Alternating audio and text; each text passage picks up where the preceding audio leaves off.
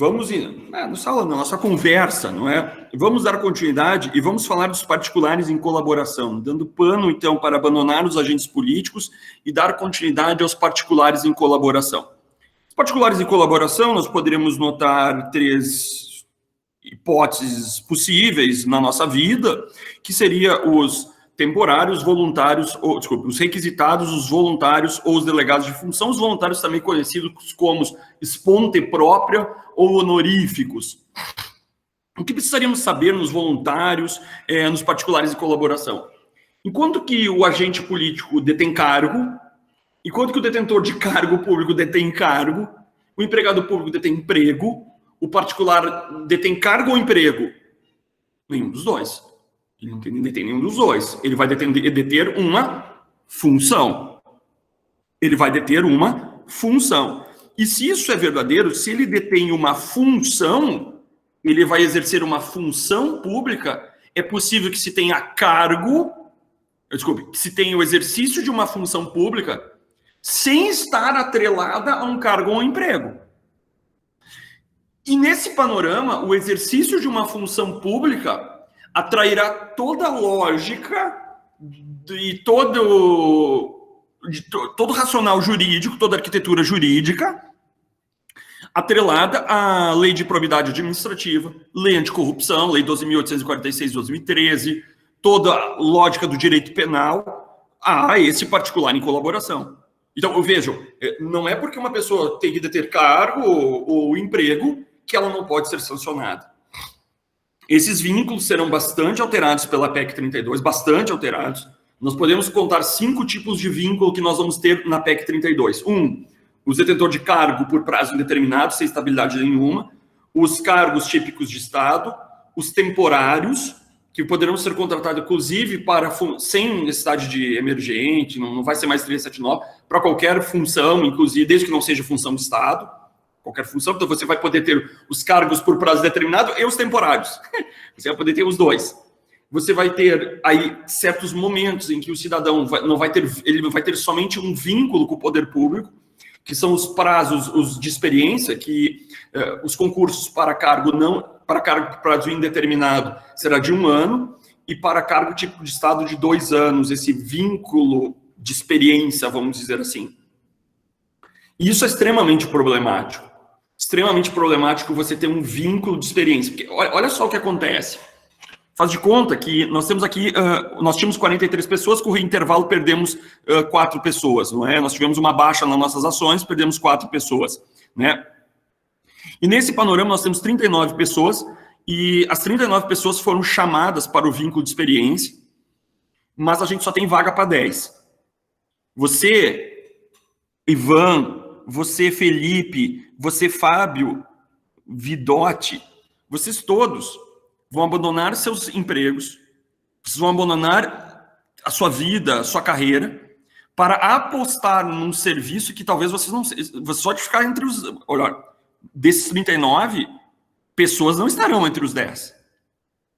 Então, veja, você deixa a sua carreira, aposta 2 anos no cargo típico de Estado, e se você não for nomeado, você deve voltar ao mercado. Isso eu acho extremamente problemático. Extremamente problemático. Mas, enfim, é o que se anuncia com a PEC 32 neste panorama. Eu volto para os particulares em colaboração para dizer o seguinte, notadamente o delegado de função, aquele que exerce função delegada, que nada mais é do que o tabelião, o notário registrador. O tabelião ele é uma cruza de gato pardo com lebre preta que a gente não sabe bem o que é. Por que ele é uma cruza? Porque ele tem parcela de atividade privada, um regime jurídico privado que lhe é inerente, e de outro lado, ele tem também um regime público que lhe é inerente. Isso está claramente disciplinado no artigo 236 da Constituição. Eles fazem concurso, submetem às regras da corregedoria, os direitos e deveres na Lei 8935 de 94 e na Lei 6.015, a Lei dos Registros Públicos de 73. Ou seja, eu tenho toda uma lógica, uma disciplina jurídica nas normas de serviços extrajudiciais dos tribunais. Os emolumentos são tabelados pelo Poder Judiciário, ou seja, uma lógica total de regime jurídico administrativo. Se você quer se remover, você tem que fazer concurso público. Mas, de outro lado, ele não se submete à aposentadoria compulsória, tempos eu cheguei num cartório aqui em Porto Alegre, para notas, né, para reconhecer firma, e aí um cidadão muito idoso, assim, mas muito idoso, me atendeu, disse, o senhor é o tabelião? Não, sou filho do tabelião.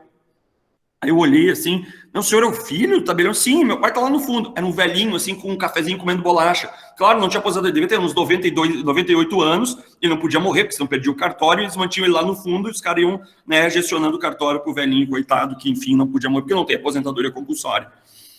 Não tem teto, artigo 3711, passa ao largo dos tabeliões, os tabeliões, o céu é o limite com as estrelas brilhando.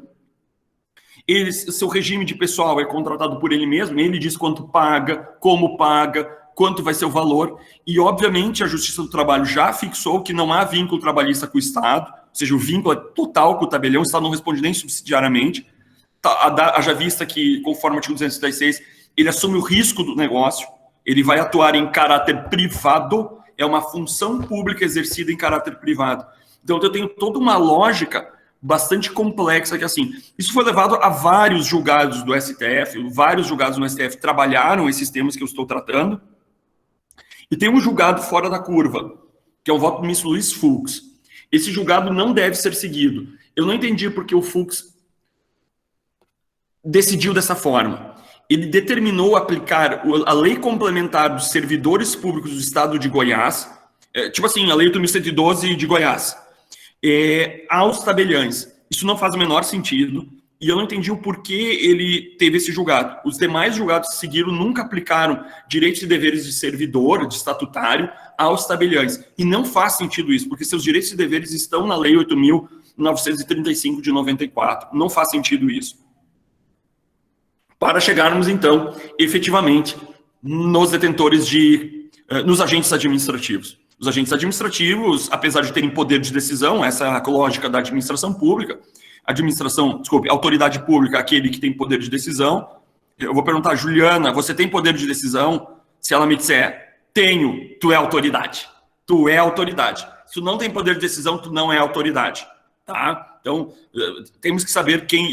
Mas onde é que está isso, Juliano? Ora, no artigo 1º da Lei 9784, de 99, na Lei do Processo Administrativo Federal. E por que é importante saber quem é autoridade? Aliás, por que seria relevante saber quem é autoridade pública, que tem poder de decisão? Claro, a competência do mandado de segurança.